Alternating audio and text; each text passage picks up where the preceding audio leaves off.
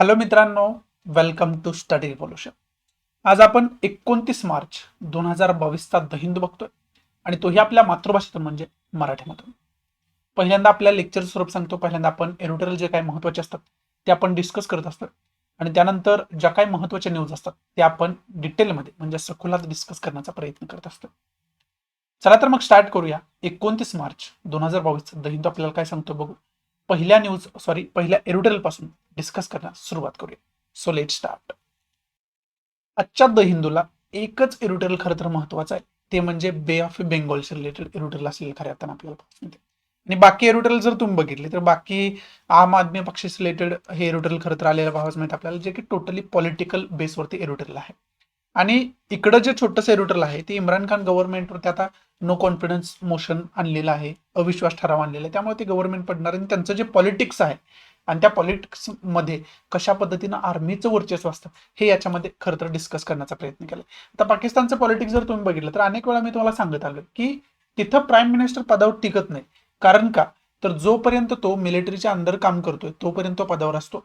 ज्यावेळेस मिलिटरीला वाटेल की ही आपल्या विश्वासात नाहीये किंवा आपल्यानुसार काम करत नाही, त्यावेळेस एकतर त्याची हत्या होत असते, नसेल तर वेगवेगळे गुन्हे दाखल करून त्याला जेलमध्ये टाकलं जातं, नसेल तर त्याच्यावरती मग अविश्वास ठराव आणला जातो. ह्या तिन्हीपैकी इम्रान खान सोबत सुद्धा एक प्रकार घडताना आपल्याला पाहावयास मिळतोय. जेलमधला जर विचार केला तर मला वाटते जुल्फिकार अली भुट्टोंना जेलमध्येच टाकलं होतं, नंतर त्यांना फाशी देण्यात आली. त्यानंतर आता नवाज शरीफ आहे, त्याला जेलमध्ये टाकलेलं आहे. आणि त्याच्या अगोदर बेनझीर भुट्टो जे होते त्याची हत्या केली गेली होती. तिला पब्लिक प्लेसमध्ये शूट झालं होतं, त्याच्यावरती गोळ्या घातल्या होत्या तिला, बेनझीर भुट्टोला. आणि ह्या ज्या पर्सनॅलिटी हे सगळं आता शूट झालेलं ते तर व्हिडिओच आहे, युट्यूबवरती सुद्धा अवेलेबल आहे, तुम्ही बघू शकता. आणि या सगळ्यांना मी खरं तर आपण जर विचार केला तर इंडिया प्रो जर हे थोडं जर वागायला लागले तर यांच्यावरती अशा प्रकारच्या कारवाया होताना आपल्याला खरं तर पाहाव्यास मिळत असतात. म्हणजे पॉलिटिक्स जे पाकिस्तानचं आहे ते एकरी अजेंडा हाच आहे की इंडियाच्या विरोधात कोणतेही खरं तर पोझिशन घेणं. इंडियाच्या फेवरमध्ये जर पोझिशन कोणतं गव्हर्नमेंट घ्यायला लागलं तर ते गव्हर्नमेंट खरं तर पदावरती राहत नाही. आणि त्यामुळं एक पाकिस्तानचे जे पॉलिटिक्स आहे ते वरून जर आपल्याला डेमोक्रेटिक पॉलिटिक्स दिसत असेल तर प्राईम मिनिस्टर जो तिथला असतोय ना तो प्राईम मिनिस्टर पदावरती टिकत नाही. म्हणजेच तिथं मिलिटरीचं आर्मीचं वर्चस्व असलेलं कुठंतरी आपल्याला पाहावंच मिळतं. आणि तेच या छोट्याशा एरोटेलमध्ये खरं तर डिस्कस करण्याचा प्रयत्न केला आहे. त्यामुळे बाकी याच्यामध्ये इम्पॉर्टंट बघण्यासारखं असं काही नाहीये. त्यामुळे हे डिटेलमध्ये डिस्कस करण्यात काही पॉईंट नाही. हे तर पॉलिटिकल बेसवरती, त्यामुळे ते डिटेल करून आपल्याला काय डिटेलमध्ये डिस्कस करून आपल्याला काही फायदा नाहीये. आणि हे जे पॉवर ऑफ मॅन ऑस्कर पुरस्काराशी रिलेटेड ऑस्कर पुरस्कार प्रदान केले गेले. ते ऑस्कर पुरस्कार सुद्धा आपण न्यूज डिस्कस करत असताना बघणारच आहोत, कोणाकोणाला कोणकोणता पुरस्कार मिळाला, कोणकोणता म्हणण्यापेक्षा ऑस्कर पुरस्कार कुणाकुणाला कोणकोणत्या क्षेत्रात मिळालेला आहे हे आपण खरं तर डिस्कस करण्याचा प्रयत्न करणार आहे आपण न्यूजच्या माध्यमातून. विशेष करून ऑस्कर जो आहे तो सिने क्षेत्राशी रिलेटेड आहे. हॉलिवूड खरं तर रिलेटेड मानलं जातं त्याला. चित्रपट निर्मितीमध्ये, म्युझिक निर्मितीमध्ये, चित्रपटाशी रिलेटेड जे काही संगीतकार असतायत, म्युझिक सॉंग्स बनवणारे असतात, गायक असतात किंवा फोटोग्राफर जे काही कॅमेरामॅन वगैरे असतात, त्यांची जी उच्च कामगिरी असते त्या कामगिरीला समोर ठेवून हा ऑस्कर पुरस्कार दिला जातो. आणि याचा इतिहास सांगणारे एक वेगळं लेक्चर सुद्धा मी ऑलरेडी अपलोड करून ठेवणार आहे. अपलोड करून भविष्यामध्ये ठेवणार आहे. ऑलरेडी नाही अपलोड केलेलं, अपलोड करून ठेवणार आहे भविष्यामध्ये. आणि त्याच्यामध्ये सुद्धा मी ऑस्करची जी काही इन्फॉर्मेशन आहे ती सगळी इन्फॉर्मेशन सांगण्याचा प्रयत्न करणार आहे. आजच्या न्यूजपेपरमध्ये जर न्यूज याच्यावरती असेल तर आपण कुणाकुणाला कोणकोणत्या क्षेत्रामध्ये ऑस्कर मिळालेला आहे, सर्वोत्कृष्ट अभिनेता, सर्वोत्कृष्ट अभिनेत्री, दिग्दर्शक, सर्वोत्कृष्ट कोण आहे, सर्वोत्कृष्ट चित्रपट कोणता आहे, ह्या सगळ्या क्षेत्रामध्ये ऑस्कर दिला जातो. तो कोणकोणत्या चित्रपटांना, कोणकोणत्या अभिनेत्यांना, कोणकोणत्या दिग्दर्शकांना मिळालाय हे आपण डिस्कस करणारच आहोत. परंतु बाकी याच्यामध्ये डिस्कस असं केलं नाही. याच्यामध्ये ऑस्कर पुरस्कारामध्ये एक प्रकार काय घडला तर हॉलिवूडचा एक अभिनेता आहे स्मिथ म्हणून, त्याचं टोटल नाव माझ्या लक्षात नाही आता, पण त्यानं त्याच्या पत्नीवरती कॉमेडी केली एका अँकरने, त्यामुळे त्याला खरं तर स्टेजवरतीच त्याच्या कांशलात वाजवली. आणि त्यामुळे सुद्धा हा ऑस्कर पुरस्कार यावेळेस जो तो चर्चेचा मुद्दा ठरला. आणि दुसरं महत्वाचं काय तर रशिया युक्रेन युद्ध सुरू आहे आणि त्याच्यामध्ये युक्रेनच्या जवानांना सपोर्ट याच्यामध्ये केला गेला. युक्रेनचे जे जवान शहीद झाले त्यांना श्रद्धांजली दिली गेली. आणि युक्रेनच्या सपोर्टर अर्थ म्हणजे सपोर्टर युक्रेनला सपोर्ट करण्यासाठी काही अभिनेते जे होते ते ब्लू फिती सुद्धा घालून आले होते, निळ्या फिती ज्या असतात त्या निळ्या फिती सुद्धा घालून आले होते, जेणेकरून त्यांना त्याच्यातून हे दाखवायचं होतं की आमचा युक्रेनला पाठिंबा आहे, युक्रेन जो निखरानं लढा देतोय त्याला आपण पाठिंबा द्यायला पाहिजे, असं त्याच्यामध्ये सांगण्यात आलं होतं. आणि ऑस्कर पुरस्कारामध्ये एक युक्रेन या देशाला एक वेगळी खरं तर मान सन्मान मिळालेला आपल्याला पाहावयास मिळाला. आणि जे व्लादिमीर झेलेन्स्की आहेत युक्रेनचे प्रेसिडेंट प्राईम मिनिस्टर, त्यांना सुद्धा एक वेगळा सन्मान याच्यामध्ये देण्यात आला.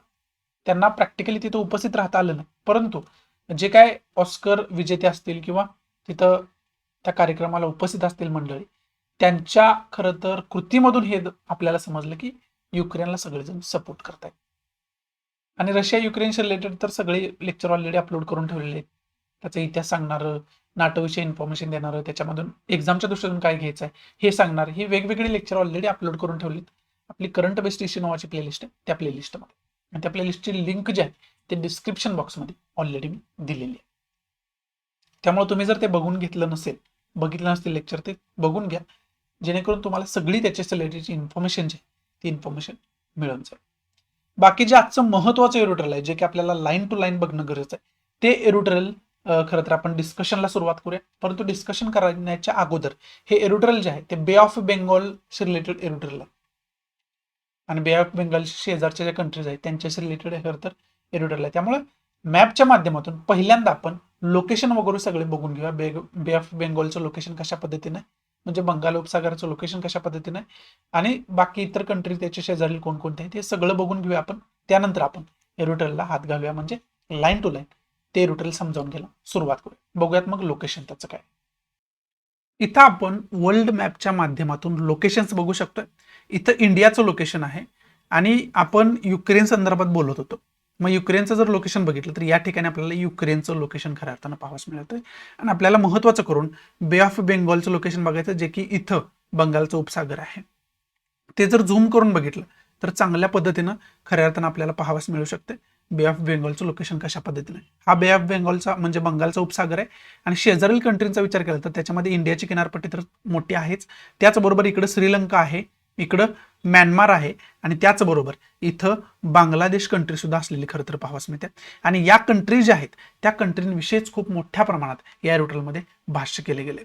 त्याचबरोबर इकडं जर आपण बघितलं तर इकडं मलेशियासारखी कंट्री आहे, त्याचबरोबर खाली तुम्ही गेला तर सिंगापूर वगैरे पाहावयास मिळते आपल्याला, आणि एकदम या साईडला तुम्ही आला तर इकडं ऑस्ट्रेलिया ही कंट्री खऱ्या अर्थानं पाहावयास मिळते. आणि हे सगळं आपल्याला लोकेशन पहिल्यांदा माहिती असणं गरजेचं आहे. याचं कारण हे आहे की आजचं एरोट्रेलच खऱ्या अर्थानं लिहिलं गेलंय बे ऑफ बेंगॉल विषयीच लिहिले गेले, त्यामुळे हे लोकेशन सगळं आपल्याला मॅपच्या माध्यमातून खरं तर माहिती असायला पाहिजे, म्हणून तुम्हाला पहिल्यांदा लोकेशन मी दाखवण्याचा प्रयत्न केला. आता हे लोकेशन समजून घेतलं आपण. आता एरोट्रेलमध्ये काय सांगितले हे लाईन टू लाईन आपण बघायला सुरुवात करूया. So let start. आता यामध्ये रिजनल कॉपरेशनसाठी, स्थानिक सहकार्यासाठी बिमस्टेकची स्थापना झाली होती 1997 मध्ये. 1997 मध्ये बिमस्टेक स्थापन केलं होतं. बिमस्टेक म्हणजे काय तर multi sectoral technical and economical cooperation, त्याला आपण शॉर्टमध्ये बिमस्टेक असं संबोधतो. त्याची स्थापना 1997 मध्ये झाली होती, परंतु त्याच्यामध्ये विशेष करून बंगालच्या उपसागराशी रिलेटेड प्रोडक्टिव्ह असं काही काम झालं नाही असं लेखकाला म्हणायचं आहे. आणि त्याच्यामध्ये विशेष करून कोणकोणत्या सब्जेक्टवरती काम करायला पाहिजे, बे ऑफ बेंगॉल कशा पद्धतीने आपण सुरक्षित करू शकतोय, त्या कोणकोणत्या गोष्टी आहेत की त्याच्यावरती काम होणं गरजेचं आहे, असं लेखक या एरोट्रेलमध्ये सगळं आपल्याला सांगताना पाहावयास मिळते. मग ते आपण खरं तर लाईन टू लाईन या एरोट्रेलच्या माध्यमातून बघण्याचा प्रयत्न करणार आहोत. वेणू राजमणी यांनी हे एरोट्रेल लिहिले गेले, यांच्याद्वारे हे एरोट्रेल लिहिले गेले, ते लाईन टू लाईन आपण डिस्कस करायला सुरुवात करूयात. बिमस्टेकचा जो लॉंग फॉर्म आहे ना तो इथं तुम्हाला दिला आहे, Bengal initiative for multi sectoral technical and economical cooperation, त्याला आपण बिमस्टेक असं संबोधतो. याची स्थापना 1997 रोजी झाली होती, आणि त्याचे जे आहे ते 7 मेंबर त्यावेळेस होते स्थापना करत असताना. मग त्याच्यामध्ये कोणकोणते ते मेंबर महत्वाचे आहेत आता ज्याच्यावरती चर्चा आपण या एरोट्रेलमध्ये करणार. त्याच्यामध्ये इंडिया आहे, बांगलादेश आहे, श्रीलंका आहे, म्यानमार आहे, त्याचबरोबर थायलंड सुद्धा याचा मेंबर आहे, आणि जी लँडलॉक्ड कंट्री आहे नेपाळ सुद्धा याचा मेंबर आहे. त्याच्यामध्ये आपण थायलंडचं एक लोकेशन बघितलं नाही आणि नेपाळचं एक लोकेशन बघितलं नाही, परंतु ते सोपं आहे, तुम्ही सुद्धा बघू शकता. आणि त्याचबरोबर भूतान ही कंट्री जी आहे ती सुद्धा या बिमस्टेकची मेंबर आहे. म्हणजेच जवळजवळ 14 पिलर खरं तर याच्यामध्ये असलेलं खरं तर आपल्याला पाहावंच मिळतात महत्वाचे. त्यामुळे आता पुन्हा एकदा बघा कंट्री कोणते आहेत. इंडिया 1 आहे, बांगलादेश 2, श्रीलंका 3, म्यानमार 4, थायलंड 5, नेपाळ 6 आणि भूतान जे आहे ते 7, असे 7 मेंबर याचे खरं तर असलेले आपल्याला पाहावंच मिळतात. आणि 14 महत्वाचे प्रॉब्लेम्स आहेत बे ऑफ बेंगॉल्स रिलेटेड. त्या प्रॉब्लेम्सवरती आपल्याला डिस्कस करायचं आहे, त्याच्यावरती फोकस करणं गरजेचं आहे, असं या एरोटेलमध्ये लेखकानं सांगितलंय. मग ते 14 प्रॉब्लेम आणि त्याच्यापेक्षा वेगळे सुद्धा अनेक प्रॉब्लेम आहेत, ते कोणकोणते आहेत ते सांगितले त्यामध्ये. तर ते ट्रेड अँड इन्व्हेस्टमेंट, व्यापार आणि गुंतवणूक याच्याशी रिलेटेड या बिमस्टेक मेंबर कंट्रीज आहेत त्यांनी एकत्र येऊन काम करायला पाहिजे असं मत आहे. त्याचबरोबर ट्रान्सपोर्ट अँड कम्युनिकेशन्स रिलेटेड काम करणं गरजेचं आहे. एनर्जी म्हणजे ऊर्जा क्षेत्राशी रिलेटेड, टुरिझमशी रिलेटेड, टेक्नॉलॉजीशी रिलेटेड, फिशरीज म्हणजे मासेमारी, त्यानंतर ॲग्रिकल्चरल म्हणजे शेती व्यवसाय, त्यानंतर पब्लिक हेल्थ सामाजिक खरं तर आरोग्य, त्याचबरोबर पॉवर्टी इलेव्हेशन म्हणजे गरिबी दूर करण्यासाठी, त्याचबरोबर काउंटर टेररिझम आतंकवाद विरोधी कारवाई करण्यासाठी, त्यानंतर ट्रान्सनॅशनल क्राईम म्हणजे आंतरराष्ट्रीय जे गुन्हे घडत असतात त्याच्याशी रिलेटेड एकत्र यायला पाहिजे. त्याचबरोबर इन्व्हायरमेंट आणि डिझास्टर मॅनेजमेंटशी रिलेटेड एकत्र यायला पाहिजे आपण. म्हणजे जे पर्यावरण आणि जे आपत्ती व्यवस्थापन आहे त्याच्यामध्ये आपण एकत्र यायला पाहिजे असं यांचं मत आहे. पीपल टू पीपल कॉन्टॅक्टसाठी आपण एकत्र यायला पाहिजे. Cultural cooperation and climate change सांस्कृतिक सहकार्यासाठी आणि जे बदलतं वातावरण आहे त्याच्याशी रिलेटेड सुद्धा आपण एकत्र यायला पाहिजे असं लेखकाला म्हणायचं आहे. म्हणजे एवढे सगळे पॉईंट आहेत की त्याच्यावरती बिमस्टेकच्या माध्यमातून काम होणं गरजेचं आहे आणि बिमस्टेकच्या अंतर्गतच आपण एकत्र येऊ शकतो. आणि हे कोणत्या भागाविषयी बोललं गेलंय तर बंगालचा उपसागर आहे, त्या बंगालचा उपसागर हा जो भाग आहे तो मॅपमध्ये आपण बघितला होता, त्या सगळ्या भागाविषयी इथं बोलले गेले. आणि त्या सगळ्या भागाविषयी कोणकोणत्या क्षेत्रामध्ये आपल्याला काम करणं गरजेचं आहे, सगळ्यांना मिळून या 7 सदस्यांना मिळून ते क्षेत्र या ठिकाणी आपल्याला लेखकानं पॉइंट आउट करून खरं तर सांगितलेले आहेत. आणि याच्याशी रिलेटेड जे बे ऑफ बेंगाल मेरीटाईम डायलॉग जो झाला, BOBMD असं त्याला म्हटलं जातं, बे ऑफ बेंगॉल मेरीटाईम डायलॉग जो झाला, त्या डायलॉगमध्ये कोणकोणत्या गोष्टींवरती फोकस केला गेला होता ते सुद्धा या ठिकाणी आपल्याला सांगायचा प्रयत्न केला. विशेष करून जे प्रेझेंटेशन बनवलं होतं त्याच्यामध्ये बे ऑफ बेंगॉलच्या एरियामध्ये धोका निर्माण झालेली क्षेत्र कोणते आहे तर त्याच्यामध्ये मँग्रोव्ह फॉरेस्ट आहेत. मँग्रोव्ह फॉरेस्टला मराठीमध्ये खारफुटी जंगले किंवा खारफुटी वने असं आपण संबोधतो, त्यामुळे हे लक्षात ठेवा. त्याचबरोबर कोरल रीफला मराठीमध्ये आपण काय म्हणतो तर प्रवाळ म्हणतो किंवा प्रवाळ खडक सुद्धा त्याला म्हणतात. प्रवाळ म्हणजे काय तर समुद्राच्या जे काय तळ असतो ना त्या ठिकाणी जे काय खडक निर्माण होतो, जे काय प्रवाळ सारखं निर्माण होतं त्याला आपण प्रवाळ खरं तर म्हणू शकतो. त्याला बाकी ऑदर असा शब्द कोणता मला समानार्थी सापडला नाही, फक्त प्रवाळ म्हणूनच त्याला तुम्ही लक्षात ठेवू शकता. जॉग्राफी मधली ती लँग्वेज आहे ती तुम्हाला लक्षात ठेवल्याशिवाय पर्याय नाही, आपल्याला ते लक्षात ठेवावीच लागते. त्याला आपण इंग्लिशमध्ये कोरल रीफ्स असं संबोधतो. त्याचबरोबर सी ग्रास असेल म्हणजे समुद्र तळाला जो ग्रास असतो, जो काय हिरवळ असते त्याला आपण सी ग्रास म्हणतो. त्याचबरोबर मास nesting sites of A sea turtle म्हणजे समुद्रात जे कासवं राहतात ना त्या कासवांची वेगवेगळी घरटी असतात आणि त्या घरट्यांचं प्रमाण जो आहे ते प्रमाण सुद्धा कमी होत चाललेलं आहे असं खरं तर यामध्ये सांगण्याचा प्रयत्न केला. म्हणजेच काय तर आपल्याला याच्यामध्ये फोकस या सगळ्या कंट्रींना कुठं करायचं आहे, एक तर खारफुटी वनं कमी होत चाललेले आहेत कारण पोल्युशन वाढलेलं आहे त्यामुळे त्याच्यावरती आपल्याला फोकस करणं गरजेचं आहे. त्याचबरोबर कोरल रीफ्स म्हणजे प्रवाळ खडकांना धोका निर्माण झालेला आहे त्याच्याशी रिलेटेड सुद्धा आपल्याला खरं तर निर्णय घेणं गरजेचं आहे, एकत्र येऊन काम करणं गरजेचं आहे. त्याचबरोबर जी समुद्रच्या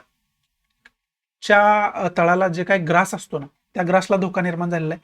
त्याचबरोबर कासव असतील किंवा इतर जे काही प्राणी आहेत समुद्राशी रिलेटेड त्यांच्या खरं तर घरट्यांना धोका निर्माण झालेला आहे त्यामुळे त्याची संख्या कमी होत चालली. विशेष करून याच्यामध्ये कासवावरती फोकस जास्त केले, त्याच्यावर रिलेटेड सुद्धा आपल्याला एकत्र येऊन काम करणं गरजेचं आहे. नसेल जर आपण हे नाही केलं तर जैवविविधता जी समुद्रातली आहे ते जैवविविधता कमी होत जाईल आणि जे समुद्राचं पोल्युशन आहे ते पोल्युशन आपण रोखू शकणार नाही, असं याच्यामध्ये सांगण्याचा खरं तर प्रयत्न केला. आणि त्याच्यामध्ये पुढे काय सांगितले, the annual loss of a mangrove areas is estimated at 0.4% to 1.7% and coral reefs at 0.7%. म्हणजे जर एस्टिमेट केलं आपण जंगलांचं नुकसान किती होते, म्हणजे जंगलांचं म्हणजे खारफुटी वनांचं नुकसान किती होते आणि कोरल रिफ्सचं म्हणजे प्रवाळाचं नुकसान किती होतंय, तर वर्षाकाठी ते डिग्रेडेशन त्याच्यामध्ये 0.4% टू 1.7% ह्याच्यामध्ये होते, मँग्रोव्ह म्हणजे खारपट्टी वनस्पतीमध्ये होते. आणि त्याचबरोबर जे प्रवाळ खडक आहे त्यांच्यामध्ये 0.7% खरं तर लॉस होतोय, त्याचा डिग्रेडेशन त्याचं होतं, हे इथं खरं तर सांगितलेलं आहे. त्याचबरोबर it is predicted that the sea level will increase 0.5 metres in the next 50 years. आता त्याचबरोबर आपल्याला पर्यावरणाशी रिलेटेड एक फॅक्ट लक्षात घेणं गरजेचं आहे, जो की IPCCच्या रिपोर्टमध्ये सांगितलं होता, inter governmental panel on climate change आपण त्याला म्हणतो. त्याच्यामध्ये काय सांगितलं होतं की येणाऱ्या 50 वर्षामध्ये सीची पातळी, समुद्राची पातळी जी आहे ती अर्ध्या मीटरनं वाढेल असं सांगितलं होतं. आणि त्या अनुषंगानं सुद्धा आपल्याला याचा विचार कुठेतरी करणं गरजेचं आहे. त्याचबरोबर वेगवेगळ्या प्रकारचे सायक्लोन्स येतात. सायक्लोन्स म्हणजे चक्रीवादळ. चक्रीवादळ 13 प्रकारचे आलेत. कधी लास्ट 5 वर्षात, म्हणजे गेल्या 5 वर्षात चक्रीवादळ जी बे ऑफ बेंगॉलची फक्त आपण जर मोजली तर ती 13 प्रकारची चक्रीवादळ येऊन गेलेत. आणि त्याचा धोका जो आहे, त्याचं जे काय नुकसान जे आहे ते किनारपट्टीवरती जे पॉप्युलेशन आपले राहते, लोकसंख्या राहते, लोक राहतात, त्यांना अनेक वेळा भोगावं लागलेलं आहे. आणि हे फक्त इंडियाच्या किनारपट्टीचं बोलत नाही मी, ज्या काही शेजारील कंट्रीज आहेत त्याच्यामध्ये म्यानमार घ्या, बांगलादेश घ्या किंवा खाली श्रीलंका घ्या, ह्या सगळ्यांना त्याचे परिणाम भोगावे लागतात. मग हे जर परिणाम तुम्हाला कमी करायचे असतील तर एका कुठल्या कंट्रीनं तिथं काम करून भागणार नाही, तर सगळ्यांनी एकत्र येऊन काम करणं कुठंतरी गरजेचं आहे, असं लेखकाला या ठिकाणी म्हणायचं असलेलं आपल्याला पाहावंच मिळते. पुढे जर महत्वाचा फॅक्ट बघितला एरोटेलमध्ये, तर महत्वाचा fact, according to Food and Agricultural Organization of United नेशनची फूड अँड ॲग्रिकल्चर ऑर्गनायझेशन जे आहे, त्यांनी हे सांगितले की बे ऑफ बेंगॉल हा एशिया पॅसिफिक समुद्राचा सगळ्या विचार केला तर सगळ्यात महत्वाचा हॉटस्पॉट आहे वेगवेगळे मासे सापडणार. म्हणजेच काय, तर मासा हे अन्न म्हणून जे प्रामुख्यानं लोकसंख्या त्याच्यावरती डिपेंड आहे, त्यांच्यासाठी हा हॉटस्पॉट आहे असं त्या ऑर्गनायझेशननं सांगितलंय. त्यामुळे त्याचं त्या दृष्टीतून आपण महत्व ओळखू शकतो की जगामध्ये बे ऑफ बेंगॉलचं किती महत्व आहे. आणि त्यामुळे आपल्याला तिथं किती गरजेचं आहे की प्रिकॉशन्स घेणं, सगळ्या देशांनी एकत्र येऊन काम करणं. आणि त्याच्यामध्ये आपल्या अर्थव्यवस्थेला सुद्धा मासेमारी व्यवसायामधून खूप मोठा हातभार लागतो. आणि त्या दृष्टीतून सुद्धा विचार करणं कुठेतरी गरजेचं आहे असं सुद्धा लेखकाला या ठिकाणी म्हणायचं. आणि फक्त मासेमारी करणाऱ्या जर लोकांचा विचार केला, आपण मासेमारी करणारे जे बांधव आहेत त्यांचा विचार केला, तर ते जवळजवळ त्याच्यातून उत्पादन करतात. त्याचा अर्थव्यवस्थेला कसा फायदा होतो, तर जवळजवळ त्यांची उलाढाल जी आहे ती $4 बिलियन एवढी त्यांची उलाढाल आहे. म्हणजे आपण समजू शकतो की अर्थव्यवस्थेमध्ये हा यांचा सुद्धा किती मोठा हातभार आहे. परंतु त्याच्याकडे जर दुर्लक्ष केलं तर उद्या या अर्थव्यवस्थेला खरं तर याच्यामुळे सुद्धा नुकसान आपलं होऊ शकतंय अर्थव्यवस्थेचं. फक्त इंडियाचं नाही तर सगळ्या ज्या बंगालच्या उपसागराशी रिलेटेड कंट्रीज आहेत त्यांचं होऊ शकतं, असं लेखकाने इथे सांगायचा प्रयत्न केलाय. मग आता नेमकं चॅलेंजेस काय काय आहे, तर चॅलेंजेस पहिलं तर काही ठिकाणी डेड झोन झालेले आहेत. डेड झोन म्हणजे काय, तिथं एवढं पोल्युशन आहे की तिथं कोणत्याही प्रकारचा जीव आढळत नाही, जास्त जीव त्या पाण्यामध्ये जगू शकत नाही. त्यामुळे ते आपल्याला क्युअर करणं गरजेचं आहे, लवकरात लवकर तिथं काम करणं गरजेचं आहे. त्याचबरोबर zero oxygen where no fish survive, म्हणजे एवढं पोल्युशन झालंय की तिथं ऑक्सिजनच मिळत नाही, त्यामुळे फिश तिथं जे मासे आहेत तिथं सर्व्हाइव्ह करू शकत नाही. विशेष करून इथं आणखी एक संकल्पना आली, फ्रॅजाईल एस्च्युरीज ही संकल्पना आली. आता एस्च्युरीज म्हणजे काय, तर एस्च्युरीज म्हणजे ज्या ठिकाणी नद्या समुद्राला येऊन मिळतात ना, ते जे ठिकाण आहे ना त्याला आपण एस्च्युरीज म्हणत असतो. तिथं वेगवेगळे टॉपोग्राफीज बनलेले असतात, त्याला आपण एस्च्युरीज म्हणतोय. आणि तिथं गोड्या पाण्याचा आणि खाऱ्या पाण्याचा संगम असतो. आणि तिथं एका वेगळ्या माशांच्या प्रजाती खूप आढळतात आपल्याला, आणि त्याच्यामध्ये विविधता खूप मोठ्या प्रमाणात आढळते. आणि त्यामुळे सुद्धा त्याच्या सुद्धा आपल्याला खरं तर विचार करणं गरजेचं आहे. कारण का, तर नदी पोल्युशन झालं तर ते पोल्युटेड वॉटर समुद्रामध्ये मिळणार आहे. आणि जी समुद्रामध्ये आणि नदीमध्ये जो मिलनाचा जो पार्ट असतोय ना, त्या पार्टामध्ये जी काय माशांची विविधता आपल्याला आढळते, जर पोल्युटेड पाणी तिथे येत असेल तर तिथं आपल्याला ती विविधता नष्ट होताना भविष्यामध्ये पाहायला मिळू शकतो. आणि त्यासाठीच इंडियन गव्हर्नमेंटनं स्वच्छता अभियान सुरुवात केली. मग त्याच्यामध्ये गंगा स्वच्छता मिशन वगैरे वगैरे मिशन्स आहेत वेगवेगळे. ते खरं तर लॉंग टर्म ध्येय ते असलेलं आपलं खरं तर आपल्याला पाहावंच मिळतं. त्यामुळे त्या अनुषंगानं आपण विचार करणं कुठेतरी गरजेचं आहे. हा महत्त्वाचा पॉईंट सांगितलाय. आणि त्याच्यामध्ये पोल्युशनमध्ये प्लास्टिक, जे नद्यांद्वारे प्लास्टिक समुद्रामध्ये येतं त्याचा सुद्धा खरं तर उल्लेख इथं आलेला पाहावंच मिळतंय. त्याचबरोबर इंडियन ओशनचा जर विचार केला तर तिथं सुद्धा अशीच थोडी बहुत प्रमाणात सिच्युएशन निर्माण होतात ना आपल्याला पाहावंच मिळते. Destruction of a natural protection against flood such as mangroves, म्हणजे पुरापासून जे काय पुरामुळे जे काय डिस्ट्रक्शन होते मँग्रोव्ह फॉरेस्ट ते सुद्धा इथं अधोरेखित करून सांगितलं, जे काय ऑलरेडी तुम्हाला मी सांगितलेलं आहे. सी इरोजिन, जे काय डिग्रेडेशन होतंय सीचं ते इथं सांगितलेलं आहे. Growing population pressures and industrial growth in the coastal areas and consequently, म्हणजे काय तर किनारपट्टीवरती जे काय वाढती लोकसंख्या आहे आणि त्याच्यापेक्षा महत्वाचं म्हणजे इंडस्ट्रियलायझेशन, उद्योग जे जे वाढत आहेत आणि त्याचं जे वेस्ट आहे त्या उद्योगाचं ते समुद्रामध्ये जाताना आपल्याला पाहावंच मिळतं. त्यामुळे सुद्धा पोल्युशन खूप मोठ्या प्रमाणात होताना आपल्याला खरं तर पाहावंच मिळतं. आणि त्याचा सुद्धा आपल्याला विचार करणं कुठेतरी गरजेचं आहे, असं या एडिटोरियलमध्ये आपल्याला लेखकानं सांगितलेलं आहे. म्हणजे वाढतं पोल्युशन आणि उद्योग क्षेत्र जे वाढतं आहे त्यामुळे सुद्धा कशा पद्धतीनं समुद्री जैवविविधतेला धोका निर्माण होतोय असं या ठिकाणी लेखकानं अधोरेखित करून आपल्याला सांगायचा प्रयत्न केला. पुढे काय सांगितलंय, आणखी बाकी तुम्हाला टेररिझमशी रिलेटेड सांगितलंय. त्यानंतर बाकी इंटरनॅशनल लेवलला जे काही गुन्हे घडतात त्याच्याच रिलेटेड आपल्याला एकत्र येऊन काम करणं गरजेचं आहे. एकत्र येऊन एखादा सगळ्यांसाठी कॉमन असणारा कायदा बनवणं गरजेचं आहे असं सुद्धा लेखकाला याच्यातून सांगायचं आहे. आणि इंडिया श्रीलंकामध्ये जे काय विशेष करून फिशरमेनशी रिलेटेड प्रॉब्लेम्स आहेत की तामिळनाडूचे फिशरमेन श्रीलंकेच्या एरियामध्ये जाऊन मासेमारी करत असतात आणि सारखं मग श्रीलंकेच्या नेव्हीने त्यांना पकडायचं, तिथं जेलमध्ये टाकायचं, परत सोडून द्यायचं, हे प्रकरण चालूच आहे. त्याच्यामुळे काय होतंय तर इंटरनॅशनल रिलेशन जे आहे ते तणावच चाललेलं आहे. त्यामुळे याच्यावरती सोल्युशन्स दोघांनी मिळून काढणं गरजेचं आहे. आणि तशाच पद्धतीचा थोडा बहुत प्रमाणात प्रॉब्लेम जो आहे तो बांगलादेश म्यानमार सोबत सुद्धा असलेला आपल्याला तर खरं तर पाहावंच मिळतो. त्यामुळे या सगळ्या कंट्रीने एकत्र येऊन एक फ्री झोन बनवणं गरजेचं आहे, जिथं सगळेजणच मासेमारी करू शकतात, मासेमारीचा व्यवसाय करू शकतात, किंवा त्याच्याच रिलेटेड सगळ्यांनी एक कॉमन ऍक्ट कायदा बनवणं गरजेचं आहे असं सुद्धा या एरोटलमध्ये लेखकानं सांगितलेलं आहे.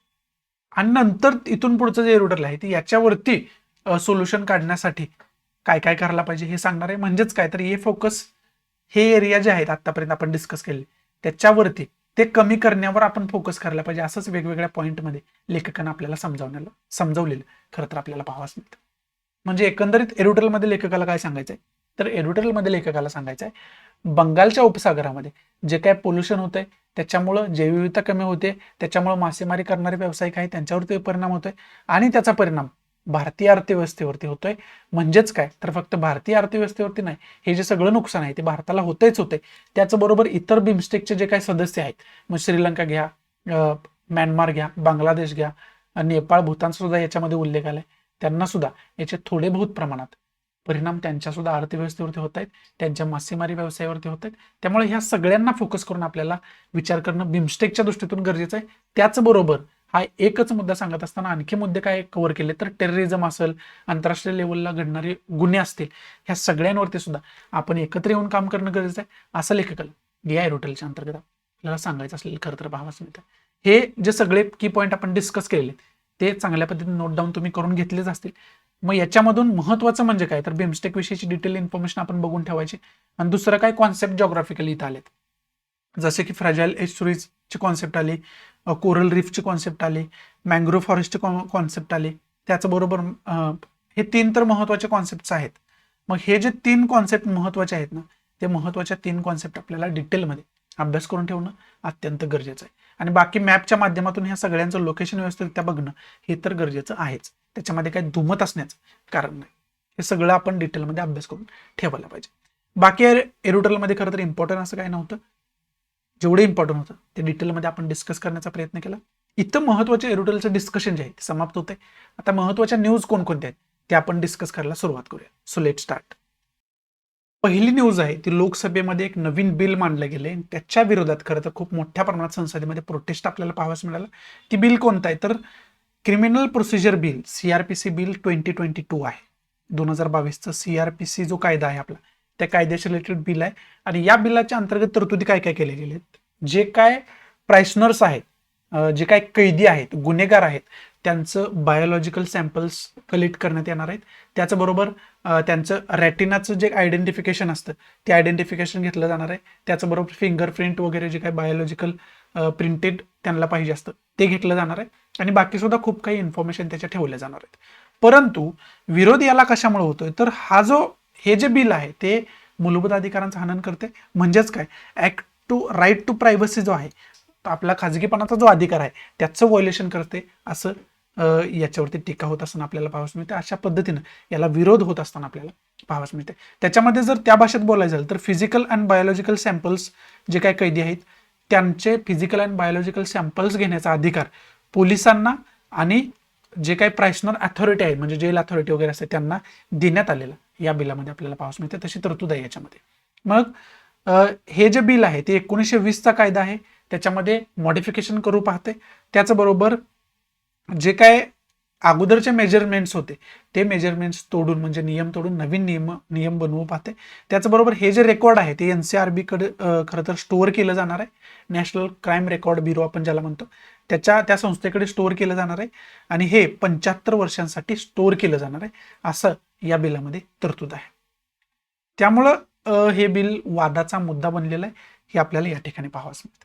आणि विशेष करून ऍक्ट टू प्रायव्हसी म्हणजे खाजगीपणाला कुठंतरी डिग्रेड करणार ही बिल आहे अशी त्याच्यावरती टीका होते. मग आपल्याला याच्याच रिलेटेड पहिलं तर CRPC जो ऍक्ट क्रिमिनल प्रोसिजर कोड जो आहे तो सगळा कोड आपल्याला चांगल्या पद्धतीने माहिती असायला पाहिजे. म्हणजेच काय, तो कधी आला, त्याचं नेमकं IPC आणि CRPC मधला फरक काय आहे हे सगळं तुम्हाला डिटेलमध्ये माहिती असणं कुठेतरी गरजेचं आहे. हा पहिला की पॉईंट आहे. दुसरा की पॉईंट ऑब्वियस काय आहे तर 2022 मधलं हे जे बिल मानले गेले the criminal procedure identification bill, ते क्रिमिनल प्रोसिजर आयडेंटिफिकेशन बिल सगळं माहिती पाहिजे आपल्याला. त्याच्यामध्ये काय काय तरतुदी केल्यात हे सगळं डिटेलमध्ये माहिती असणं आपल्याला कुठेतरी गरजेचं आहे. बाकी याच्यामध्ये इम्पॉर्टंट असं काय नाही. तिसरा पॉईंट घ्यायचाच झाला तर ऍक्ट टू प्रायव्हसी रिलेटेड कोणतं कलम आहे आपल्या भारतीय राज्यघटनेमध्ये ते माहिती पाहिजे.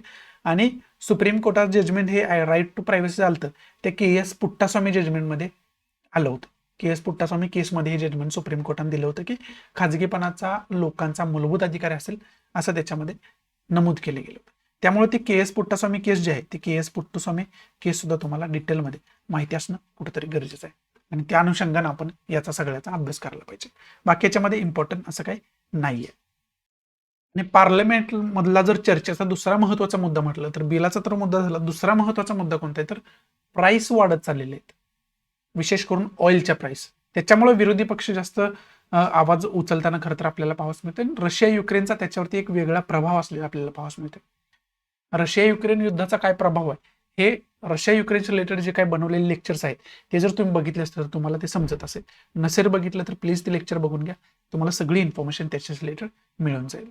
आणि राज्यसभेमध्ये सुद्धा फ्युएल प्राइस हाईकचा जो मुद्दा आहे तोच जास्त प्रमाणात डिस्कस केलेला या ठिकाणी पाहावयास मिळते आपल्याला. आणि गोव्याचे प्राईम मिनिस्टर जे आहेत, चीफ मिनिस्टर जे आहेत ते पुन्हा एकदा प्रमोद सावंतच झालेले असलेले आपल्याला खरं तर पाहावयास मिळते. त्यांनाच पुन्हा एकदा चीफ मिनिस्टर पद देण्यात आलेलं आहे, CM पद देण्यात आलेलं आहे. आणि वर्ल्ड पेजला जर आपण बघितलं तर वर्ल्ड पेजला महत्वाचं न्यूज जे पहिलं आहे ते रशिया युक्रेनशी रिलेटेड खरं तर न्यूज आहे. आणि पुढचं खरं तर आज जवळजवळ 1 महिना झालेला आहे, तिथलं युद्ध संपलेलं नाही. पुढे आता काय तोडगा निघतोय त्याच्याकडे सगळ्यांच्या नजर लागल्या आहेत. झेलेन्स्की आहेत, व्लादिमीर झेलेन्स्की युक्रेनचे प्रेसिडेंट, यांच्या वेगवेगळे जे स्टेटमेंट्स आहेत ते खरं तर पहिल्यापासूनच येत आहेत, परंतु तोडगा आतापर्यंत काही निघालेला नाही. आणि त्याच्यामध्ये नाटोची भूमिका काय आहे वगैरे हे सगळं तुम्हाला समजून घ्यायचं असेल तर मी वेगळे लेक्चर बनवलेत ना करंट बेस्ड इश्यू या प्लेलिस्टमध्ये, ती सगळी लेक्चर बघून घ्या. 4 प्रकारचे लेक्चर आहेत, त्याच्यामध्ये नाटोचं सुद्धा वेगळं लेक्चर ऑलरेडी बनवून ठेवलेलं आहे. त्याच्यामध्ये नाटोची सगळी इन्फॉर्मेशन मी देण्याचा प्रयत्न केला, ते पण लेक्चर बघून घ्या जेणेकरून हा सगळा इश्यू जो आहे तो सगळा इश्यू तुम्हाला डिटेलमध्ये समजून घेता येईल. पुढची न्यूज आहे वर्ल्ड पेजला ती ऑस्कर पुरस्काराशी रिलेटेड. याला अकॅडमी पुरस्कार खरं तर ऑफिशियल त्याचं नाव आहे, परंतु त्यानंतर त्याचं निकनेम जे आहे ते ऑस्कर पडलेलं आपल्याला पाहावयास मिळते.